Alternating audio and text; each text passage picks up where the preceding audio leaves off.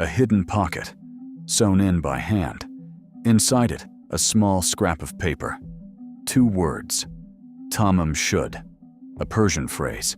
It means ended, the final words of a 12th century poem. But in 1948, on a quiet Australian beach, no one yet knew what had ended.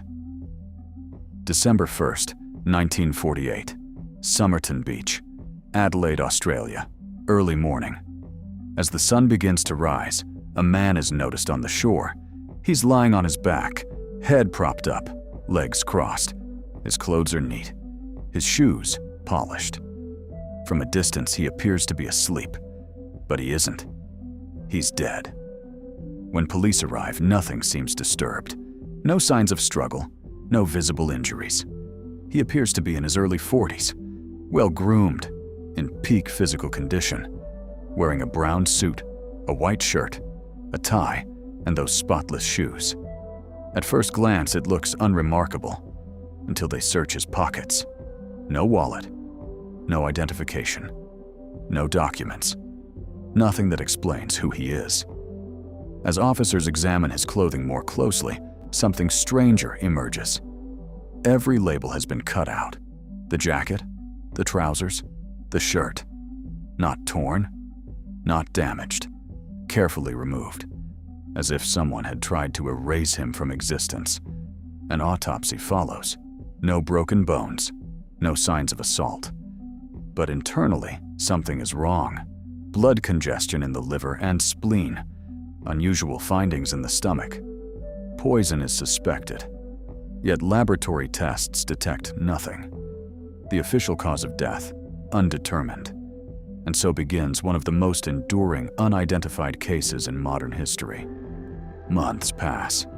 The case is about to go cold, until the police notice a hidden pocket in the man's trousers. It wasn't made in a factory.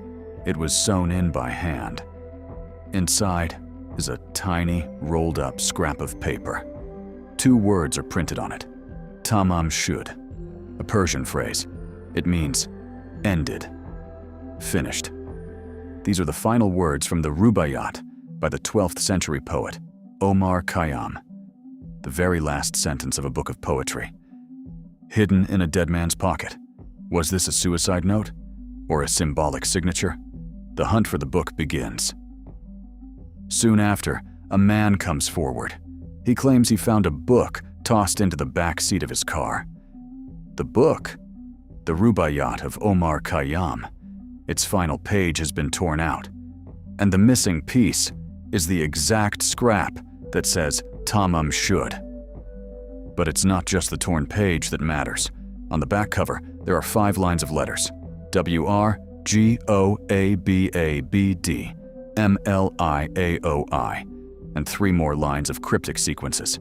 50 letters in total. Random, irregular, seemingly meaningless. Cryptologists are called in. Military experts analyze every stroke. For decades, hundreds of theories are born. But a definitive solution? Never found. Was it a military cipher, a one-time pad, or just a private dying note?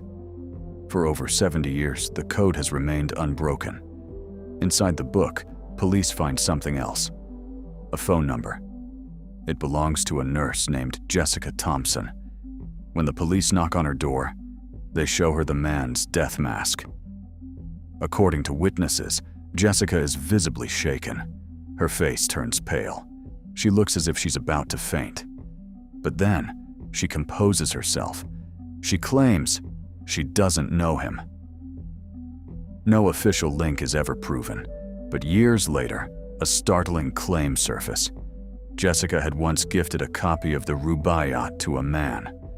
Could that man be the Somerton Man? The question remains unanswered. Police then locate a suitcase left at the Adelaide railway station. Just like the body on the beach, the labels on the clothes inside have been cut out. Inside, they find sewing tools, shoe polish, and electrician's equipment. Some items bear the name T. Keane, but no missing person by that name is ever found. Even his cigarette pack is a riddle. The cigarettes inside don't match the brand on the box, a small but chilling detail. Every clue births more questions. The year is 1948. The Cold War is beginning to freeze. And not far from Adelaide lies the Woomera missile testing range. A man with his identity erased, a coded note, an undetectable poison. For many, this pattern meant only one thing: espionage. Yet, no intelligence records ever confirmed it. The theory remained just a theory. For decades, the Somerton Man lay beneath a headstone that read, "Here lies the unknown man." That was until 2022. Professor Derek Abbott and his team from the University of Adelaide extracted DNA from strands of hair trapped in the man's death mask. Using modern genetic genealogy, they finally found a name: Carl Charles Webb.